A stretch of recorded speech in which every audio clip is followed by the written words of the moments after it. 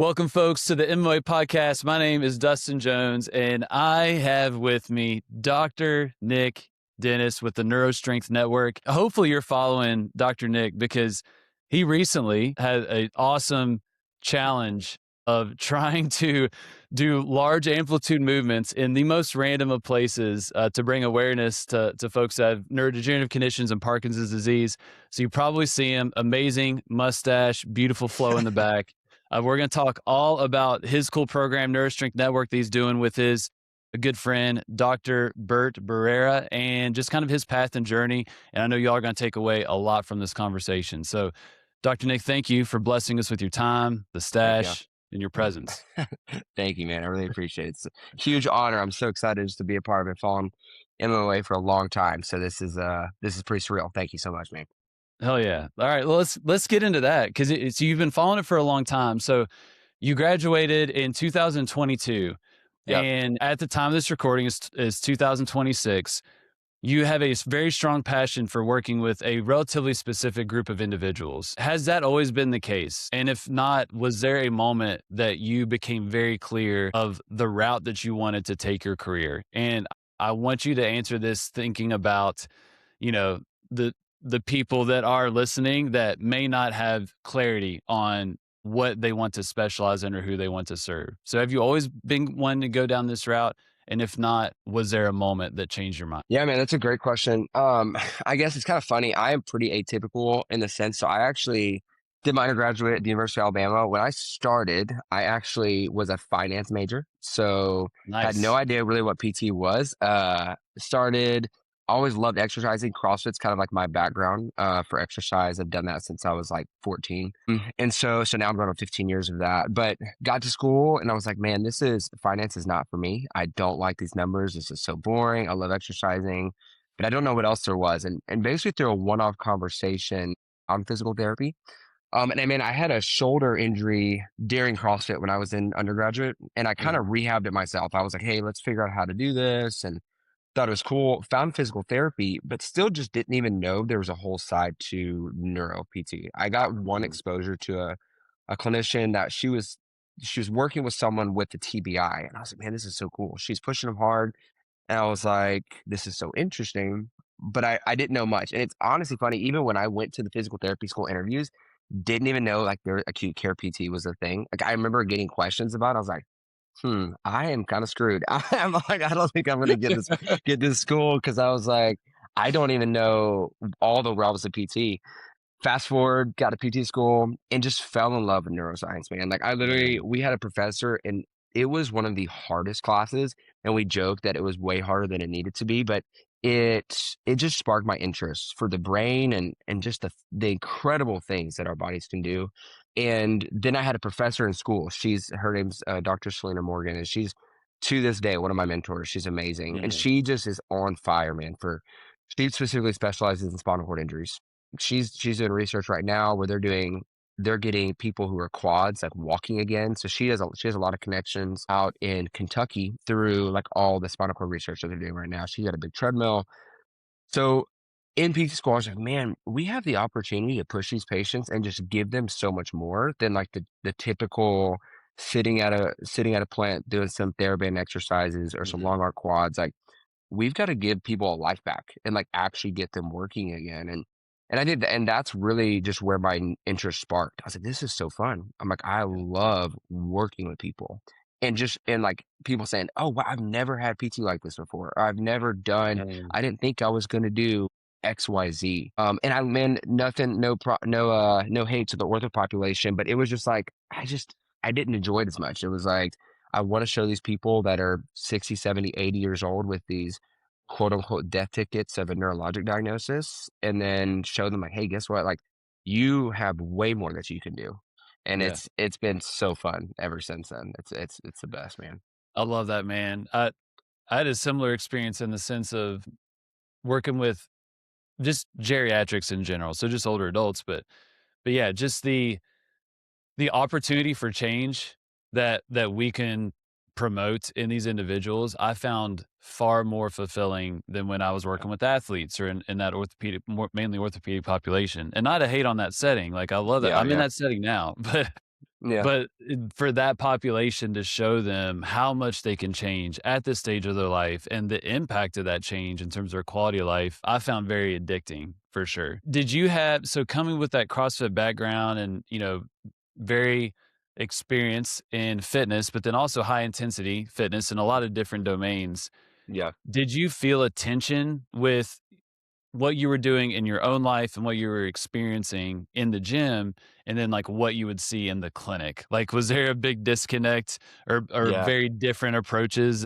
that you were exposed to with that? Y yeah, I would say yes and no, just because, man, it's also funny. I feel like I didn't have a rotation where I was doing 20 hours of or, 20 patients a day or 15 patients a day. I actually got to it was really cool. A girl through my church was starting a castrate clinic. So, Mm. well, I actually was her student there. And they're crushing it now here in San Antonio. And so I got to see like the ins and outs as a business owner, like Who was that? even Let's on give him a rotation. shout out.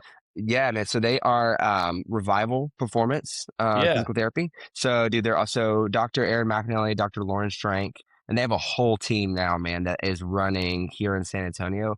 They're sick. legit though, dude. Like they had a full strength gym underneath, so we could go downstairs, and I mean, we had like everything, belt squats, leg press. I mean, whatever you can imagine down Dude, there on the bottom they partnered with. And then upstairs, they've now built out a full area with turf. They've got all the treadmills. They're legit, man. They're super cool. So shout out Aaron and Lauren. They're literally incredible people and they're doing amazing things now at Revival. So that's yeah, sick. man. So yeah, with that, I guess I didn't see much of that. Like I didn't see like the typical. I was watching in clinic them pushing people and like them Yeah. working hard with people. But I saw like in the mill clinics, right, where you're like learning in school, you're like, oh my gosh, I don't just sit here and do like band pull parts with someone or just ER for, till the cows come home. And and it was cool, man. I coached CrossFit all through PT school as well. So like I was trying to, okay, hey, I'm doing workouts at the gym. How can we apply some of these things that I'm doing at the gym to, to my patients that I'm going to be working with. And that's a lot of my Mhm. mindset now. Is like, hey, I'm doing, we do slam balls or we do a snatch. Like, how does the snatch still resonate with our 75-year-old, Yep. patient with Parkinson's disease? Because it's a big amplitude movement. You need to be Mhm. explosive. Like, you got to get underneath. So, like, I guess in school, I saw it, but I didn't experience as much because I was like, I just don't want to do that. It's going to drive me nuts if I just sit there and do simple stuff all day long, you know? Yeah. Yeah, man, that's at the time, did you realize how unique that was? Man, I guess not. Again, it's funny because like I was a marketing major in school. So I went from business and finance, general business to marketing and Spanish. And I just got all my prereqs for PT school.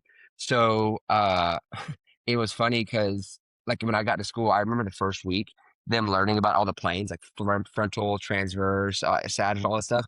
And I like asked my buddy, I was like, "Is this confusing to you?" And he was like, "No, man, we did this at undergrad." I was like, "Yeah, cool. No, it's fine. Me either. It's no big deal." I was like, "Crap, man. I'm a little behind on something super technical stuff, but got through it. I'm here now, and I understand all the planes now." But it is. But it was funny because I didn't. I guess I just didn't truly realize. I was like, "Hey, this is just fitness. Like Yeah. when I'm coaching people in the gym, we had some 60-year-old clients, and like, hey, I'm figuring out, hey, I was learning progressions and regressions relatively early on, just thinking, hey, that's just my Mhm. job as a coach, as a CrossFit Yep. coach. Like I'm telling, Miss So and so down, on the other side of the gym, hey, you're not going to do a 250-pound clean today, even though this guy is.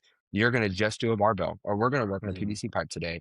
And so I think that was just like, that's just how I thought things were until I realized, oh, that's not actually how things were. And it's kind of Yeah. crazy, honestly. Yeah.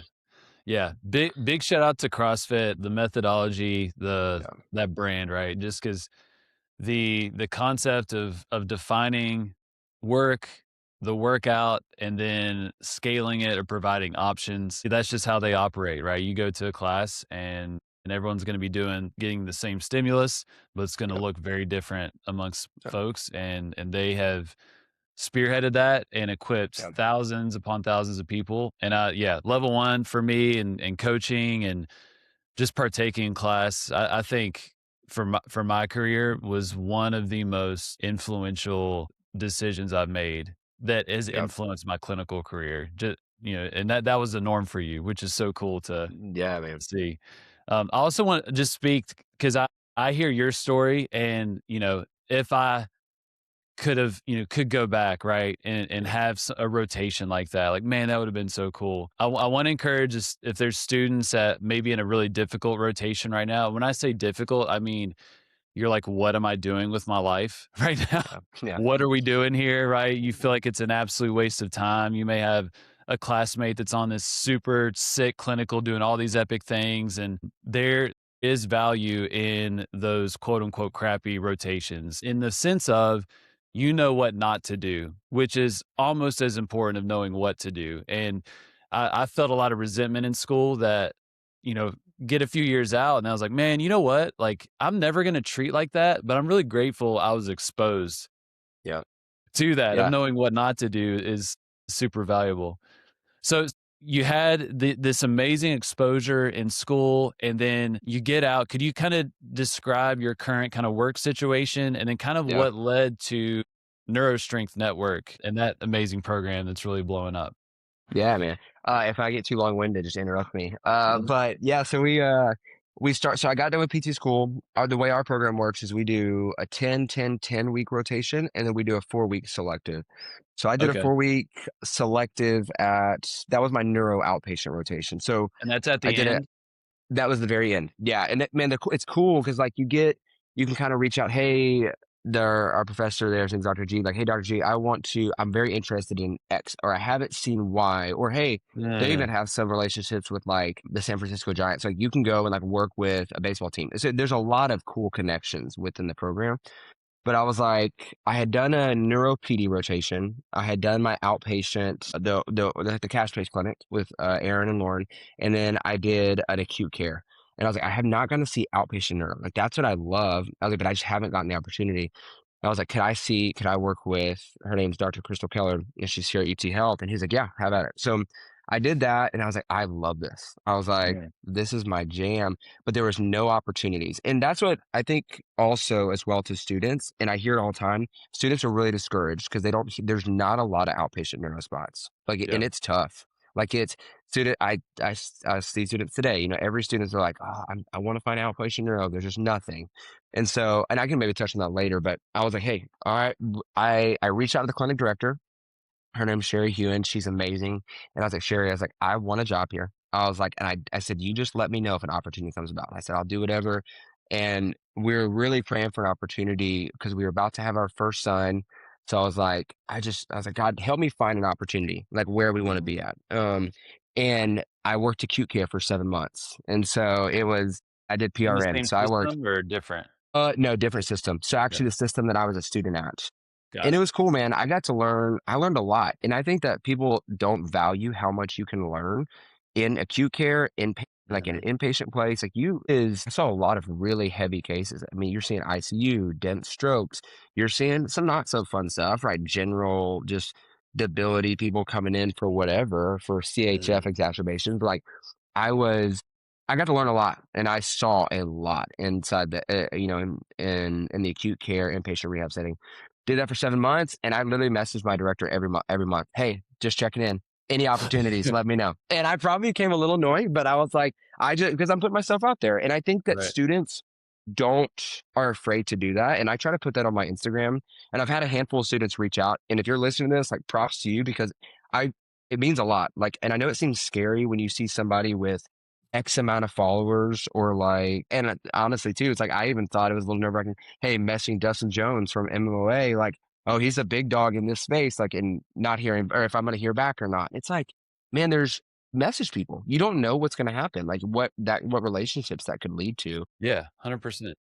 And so I messaged her and I got an email. Hey, Nick, we have an opportunity. We need a neuro PT. Like we got some interviews open. You want to come and interview? I'm like, heck yes. So March That's of awesome. 23 started outpatient neuro at UT Health San Antonio. And man, I have ever since then, I just love it. Like I get to see a really broad range of diagnoses. I see stuff that like literally weekly. I'm like, hey, I got to look this up because I haven't heard of this Yeah. diagnosis before. And then there's stuff like bread and butter, like Parkinson's and stroke, and Mhm. we're getting more spinal cord, which is a lot of fun. And so, um, So I've been there the past couple of years, and it's man, it's been so much fun. Like I literally, it's since then, like get go. It's funny. My coworkers would joke. I was kind of doing the quote unquote dangerous, crazy stuff. Like I'm pushing Yeah. patients around. We're like, I got heart rate What's monitors Nick doing on. now? 100%. Like it was just like just turn an eye like for safety. Don't look over here. Tonight's gonna be fine. But we were, man, I was pushing it, and my team there. It's me, a guy named Dr. Art Vela, Dr. Christopher Keller, and now Bert. He's with us as well. So there's four on our team for Okay, our neuro cool. team. And man, we're Man, slammed. It's fun, man. We're growing, and it has been the coolest thing just to grow over the past couple years. We actually just opened the Center for Brain Health at UT Health San Antonio, so that's next door to where we were at. And I got a big opportunity to like really help design the space too. So like that's it so is. cool. That's why you look at our Instagram. We have this big solo step system, the harness Yep. system around. That's like legit. That has been a life changer for people. Yeah, I've noticed, yeah, just the space is looking pretty nice. A lot of things that It, you have access to. I yeah, wanna highlight the back to the acute care rotate yeah, that 7 months, right? The relatively short period of time, but the value of acute care, and you already said this, but extends to so many different settings. yeah, And what I love about acute care that I definitely, folks do have I had the opportunity to have a rotation. I never worked in acute care, but had a yeah, rotation through there. I was not excited about it whatsoever. I wanted this other sports, outpatient gig that I wasn't able to land. But I think acute care is really interesting because for me, it does two things. One, it shows you what the human body is capable of handling.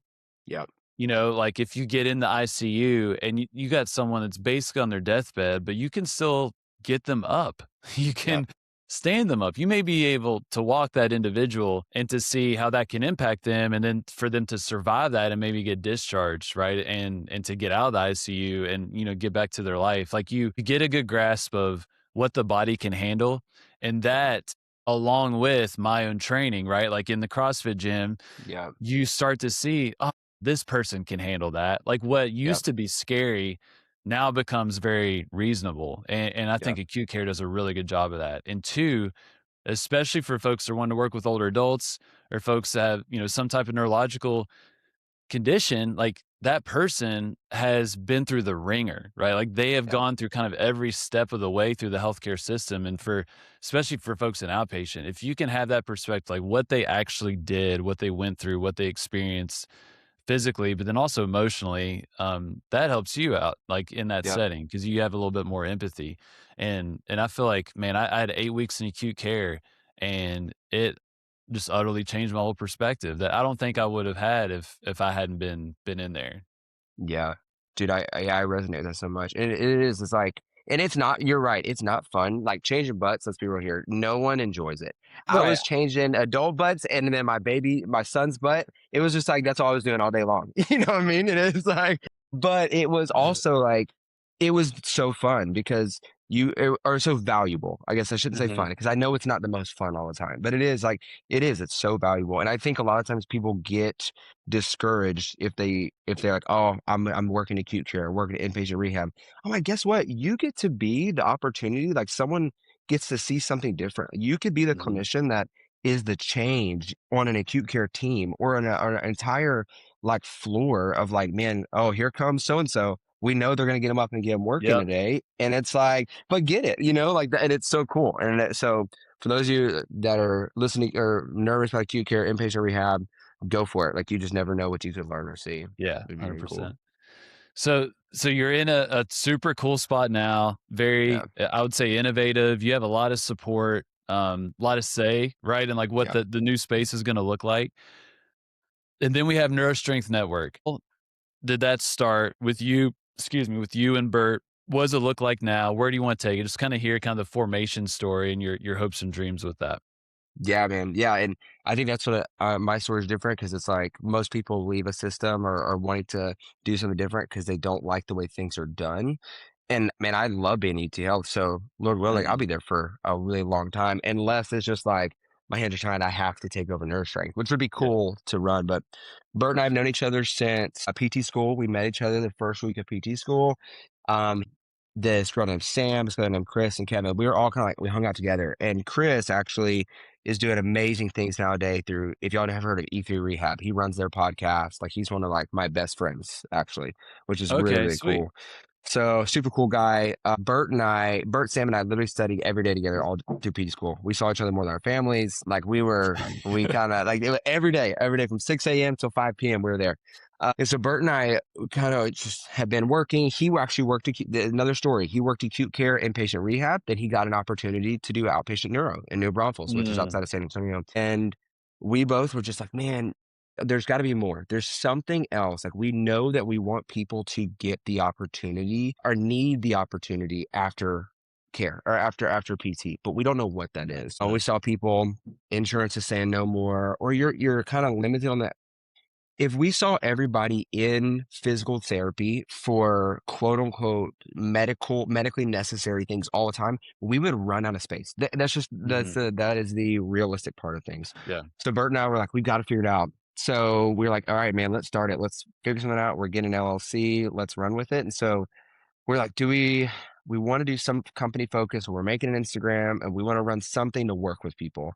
So it's funny, like the original names, like Brain Snacks Neuro, Brain Bites, like what is it going to look like? And then we had a really awesome guy who helped design all of our branding. And he was like, what about NeuroStrong? And I was like, that's pretty cool. Well, NeuroStrong was taken. So we said, all right, NeuroStrength. Let's do NeuroStrength. And so we made NeuroStrength and we were like, and we've been open since November. Let's see, we're 26, 25. We started our LLC November of 2024. Then we basically studied for our NCS up until March. So we were like, we have no time to do anything but Yeah. study for our NCS and run our full 40-hour week jobs and our families. And then of March, we're actually, man, this week or next week is our year anniversary of starting our Parkinson's disease classes, which is pretty cool. And so, man, we were like, let's start these exercise classes. Let's go for it. And it's funny when we were marketing, we're like, we're looking for 10 people. Let's get 10 people to show up. And man, I think the first day, 3 or 4 showed up and it was the most stressful hour of our lives. Like we're Yeah. like, I'm so thankful 10 did not show up. I could not imagine if Both 10 of people you showed there up. running the class. Both of us, yeah, both of us were there that Yeah. day. Two And I on remember three. I'm dripping sweat. And we thought we had met the week before and we had written out this beautiful workout. We're like, oh, this is it. I'm like, the people are just going to flock to us. Like, I don't even know what's wrong with Yeah. us. Like, this is perfect. And it was chaos. Like, people were running all over Yeah. the place. I have like stations on one side, then people marching on another. I'll probably have to go find that original workout, but it was stressful. And it You was create a lot of problems for yourself. Is that what 100%. yeah. 100%. I We feel were your like, pain, dude. oh, let's do this. Oh, people need this. So we've got to do this exercise.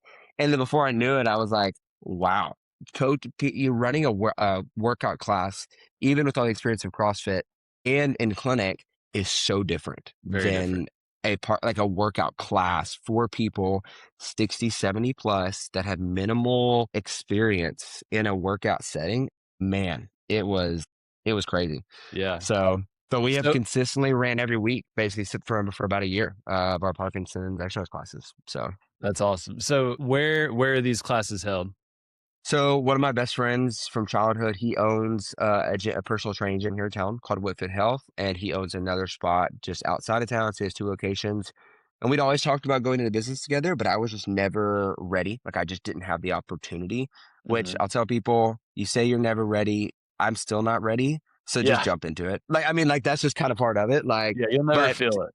no, I still don't. And man, that guy's been gracious enough. We rent a space from him. So Nice. I personal train some like younger clients that are just general health, just want to work out Mhm. clients there. And then we run our class 2 days a week at that space. Okay. So that the personal connection, right? If there's Yeah. someone listening, watching that's like, man, this sounds pretty cool. I want to run a class, whether neuro, Jerry, whatever it is, Yeah. Yeah. right? What advice do you have for those folks that are looking for space that may not have that convenient connection, right? Like, how would you go about that to pitch it, or Yeah. what would you do in that situation if you didn't have the friend? Yeah, that's a great question. I think one is I would start trying to make as many connections as possible. Like I Yeah. was having a conversation on recently, like you do like our lives and our community, we're just built off connections. like to know more and more people. It's like you meet one person, oh, I know this person. Hey, let me talk to you about XYZ. But I would start. CrossFit gyms are great. Yeah. And I know there's that negative, people have some of the negative connotations of CrossFit, but it is. There are people that love caring about people and they want people to exercise. That's cool for them. And then they know there's a lot of PTs in the CrossFit space. And so it's like, hey, I am interested. Do you have any times throughout the week where the gym is not as busy? And Mhm. generally, right, are the older populations, they have more free time during the day. So it's Mhm. like, and generally CrossFit gyms, every CrossFit gym I've worked at, like there was classes early AM, midday, end of the day. So think Yep. about that like 2 to 5 period, or that like 9 to 11 period. Like there's just empty space that they're like, yeah, we would love to have someone pay us some money to run a class. Like the gym just sits there anyways. And people, and honestly, like you just create connections like that, reach out, ask a bunch of people. And I would say starting in a CrossFit gym could be a really, really a good opportunity for you. Yeah. So, Yeah. That was our origin story, and just yeah, they're paying rent already. yep, If someone's using it, it's maybe some open gym person yep. that they maybe not even want there anyway. Exactly. Yep. 100%. Yep. Yep. It's someone using half the equipment, space all over, so Yep. they're like, "Yeah, you wanna bring a group in? That'd be awesome." But And the it gives them notoriety too. So it's like, Yep, hey, and I would say too, like partner with it. Like if you're not a part of a gym, get a part of a gym. Like right, we practice what we preach. And those people, the community that CrossFit created, like you said, is like, it's huge. People are like, they will go to bat for the people that they're a community with. Like it yes, really is. And it's like, they will, if I wasn't here, the gym I was at here in town for a really long time, over 10 years, I know for sure if I called them today, if I called them this afternoon, hey, I need to run a class next week. Cool. See you next week. Like, yep, no questions asked. Like it would be.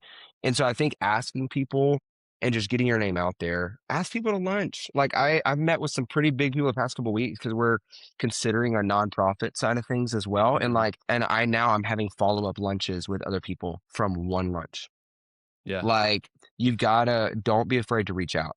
I know yeah. it's scary, but they're humans too, That really. seems to be a theme in your life. You weren't Yeah. scared to ask a question, to reach out, and Yeah. yeah, I mean, there's a lot of opportunity that people are missing out on just because Yeah. they're concerned about that. Yeah. That's awesome. So in the class, the so you're in this space, you've been running it for a year, right? Yeah. Had those first 3 people, learned a ton initially, right? Yeah. If you could go back, what would you do differently? Were there any, like, key things you're like, "Oh, man, I would definitely be sure to do that out the gate," or not do?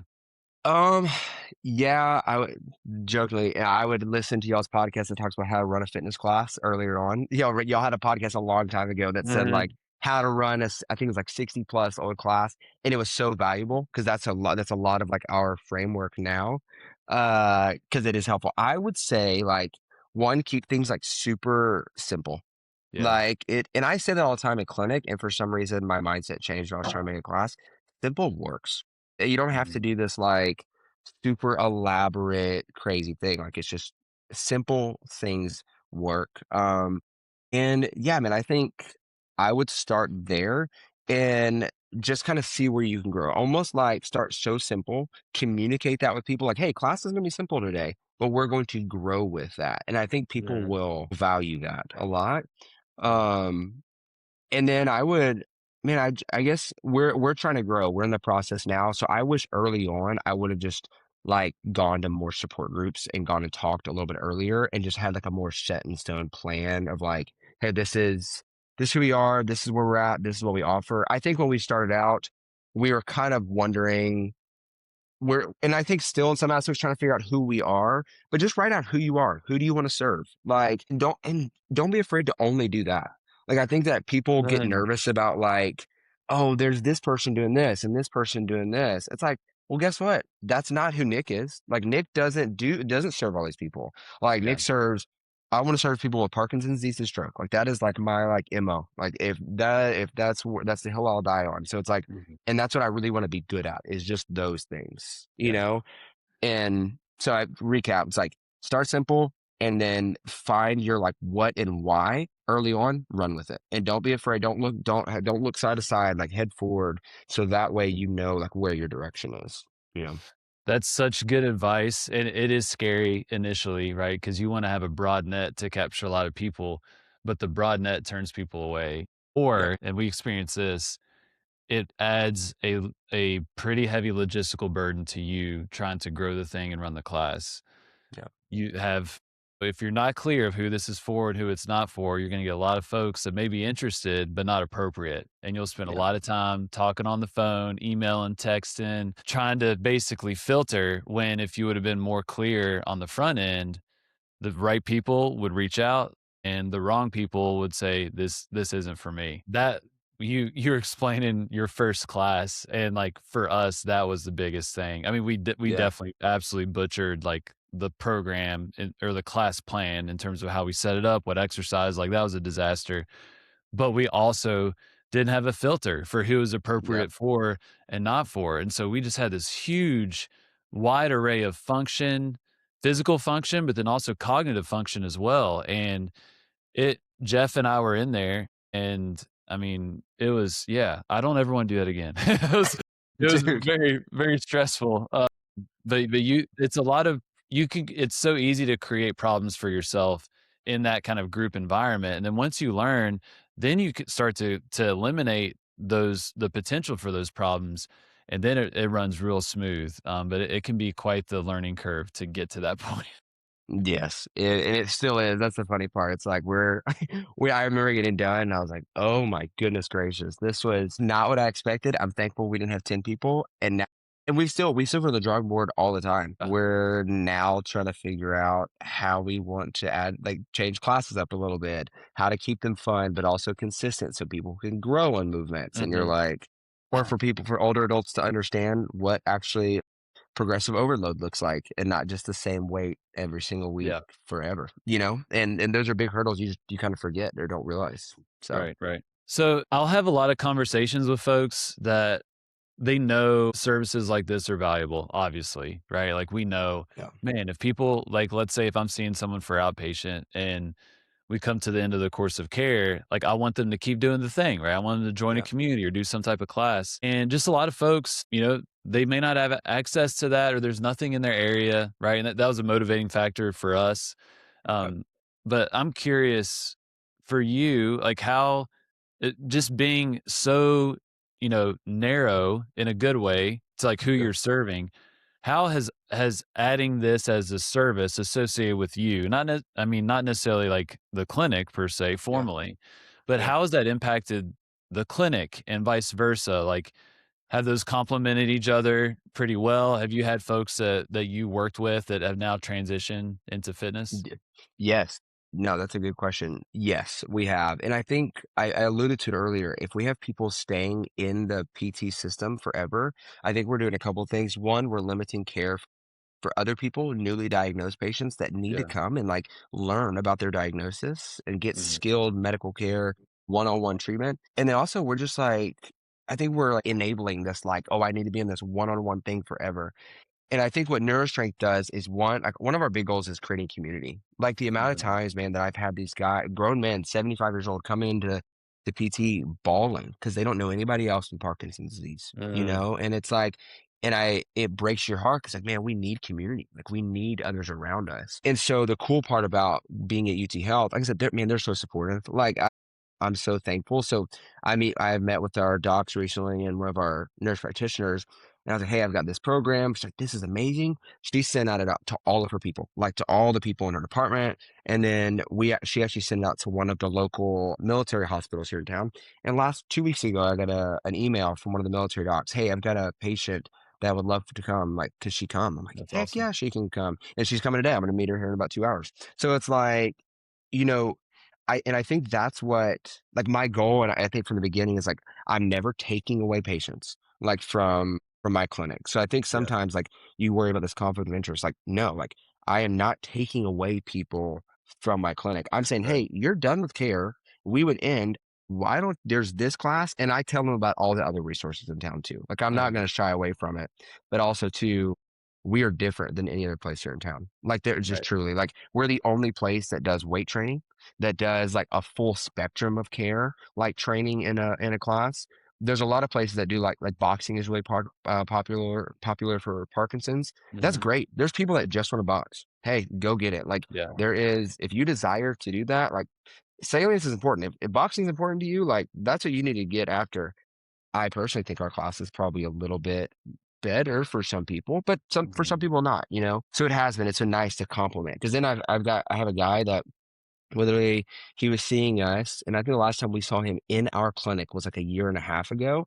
And he's like, man, he's like, I'm loving being here. Like, I don't really have the need to go back to formal PT Yeah. right now. And I'm like, heck yeah. Like All that makes right. me happy. Like if there's not a specific need where you say you need to work on X, Y, or Z, keep coming here. Like let's Yeah. keep going for that. And if there is a need, okay, go. Like that's where you should go. That should be your Mhm. place to do that, you know? Yeah. And that's what's been really cool. That's awesome, man. I think that's often misunderstood in a lot of these programs in the Yeah. sense of how complimentary they can be. There's just so many clinics that I've connected with or taught in or whatever where they don't have that kind of transition service. They don't have someone in town or whatever it may be. And I think there is opportunity for us to step in there and provide it. And Yeah.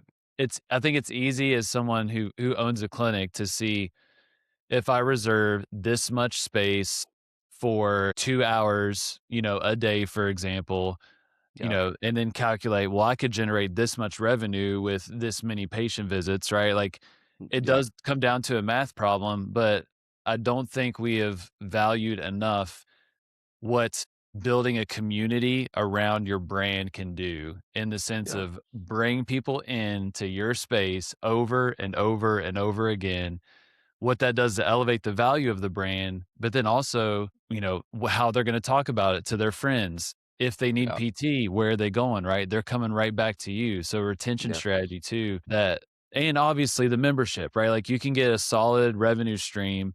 I mean, you Yeah. could have easy, depending on how you program it.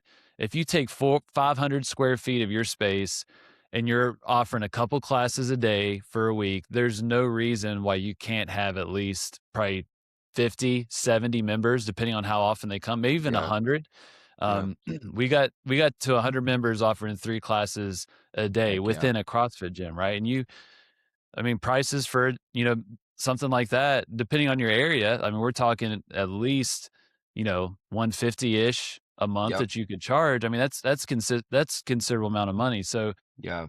I know a lot of folks are going to make it a math problem, but I think we need to really understand all the added benefits that are very difficult to measure when you Yeah. bring something into that space. Yeah. I think it's a It's big so opportunity. 100%. And it's like, if you create the space, you create the value, people are gonna come. Like, I mean, they're gonna Mhm. show up. We were blessed. We had a guy that he's gonna be gone for a few months. He just can't, like, he's gotta travel. And he's part of our class and he said, I want this to still go on. He's like, I'm still paying like I'm here. He's like, I'm just pay. Dude, what a I'm just paying out. compliment. And yeah, it makes me feel good. I'm like, really? Like the fact that you will like he's like, I just want to pay, like I'm here, but he's like, I want things to keep rolling. If they don't, he's like, just let me know. He's like, but I think and he's like, just use that for marketing material, use it for other things. And I'm like, man, like it's cool. And it's an Yeah. encouragement because man, 6 months ago, Bert and I had a conversation. Hey, we probably just need to stop classes and figure out how Yeah. to do this one-on-one model. Like, and I think classes for us is easier. The one-on-one model is real gray. It's very difficult, especially when we are gosh, not licensed, but we're contracted with insurances through our clinic. So it's like it's really difficult to kind of like go back and forth. Yeah. Like, so we know that our class model is different. And like we were close, man. We were one conversation away. And I came in on a Monday. I said, guys, I said, I just want to let you know this. I'm sorry. I said, I don't know how much longer we're gonna hold the classes. I said, maybe this month. I said we may have to stop. And I had two members come up to me almost in tears and like, please don't end this. They're like, Mm, I don't know what we'll do if we don't end it. And I'm like, how do I stop that? Like, yeah. how do I say no? And I'm so glad we have it, man, because now we have opened up to 2 classes a week. I'm considering now doing 2 classes on Monday, 2 classes on Wednesday, because like we're growing and it's Yeah. like you just got to be patient. It's tough. It's a grind and it's not just like instantaneous. Like I'm not rolling in it, No. man. I'm driving an almost 10-year-old car. I'm hanging, it's like, yeah, Yeah. it's not like, Yeah. I'm trying to do these things, but I know that like we're creating value and people will Yeah. come for value, for authentic value, 100%. And it is a grind, especially from growing a community, but it's a snowball effect, and it's a grind at the beginning, but man, you Yeah. start to get that momentum, and then it will be, the most kind of consistent, solid, Yeah. steady, fulfilling thing, in your life. Yeah. That's awesome, man. Well, Yeah. keep going, man. I'll come to you in tears if I ever hear you're gonna stop. But I I won't. appreciate We will not. no, I appreciate you sharing your story. And yeah, just I think for me, it's just really cool to see how you attack opportunities. Like you're not going to take no for an answer. You're going to be very proactive. I think there's a lot to learn there. And then just seeing problems and filling it with a unique solution. And just such a good example of like investing in, that hospital system, that clinic where you are now and loving it. And then also complementing that by offering this additional service that's not under that Yeah. umbrella, right? It's not this Yeah. competing thing or the side hustle, if you will, it may turn into that, right, as it continues to Yeah. grow. But like the intent is really clear. And I think I'm sure your team is super pumped for you as Yeah. well. I think that's a very like healthy way to go about it. So yeah, I appreciate you sharing everything. If people have questions, want to pick your brain, where's the best space to reach out to you? Yeah, man. Message me on Instagram. So at NeuroStrength Network is our Instagram handle. Message me, seriously. And then I'll probably give you my personal number and we'll text. Like literally, there's a guy, he's a student out of Chicago that literally messaged me a couple weeks back and we were talking about rotations and like, and he's pretty set up on some rotations, which is so cool. And I'm like, dude, reach out. Like that's what you got to do. And I really applaud him for doing that. And so, yeah, NeuroStrength Network on Instagram. If you want to email me, nick@neurostrengthnetwork.com is my email, or Bert. It's the same thing, Bert at neurostrengthnetwork.com. We're working on a website, but that's our emails. And so, but Insta's probably the best way. If I don't hear back, or if you don't hear back from me, message me again because I sometimes just miss it. But I want to talk Right. to people. So, That's what I slid into those DMs. heck So yeah, so dude. I Nick is appreciate it. on the gram. So I'll link to that in the show notes, description, YouTube video, all that stuff. Thanks, Nick. I appreciate it. Yeah, of course. Thanks, man.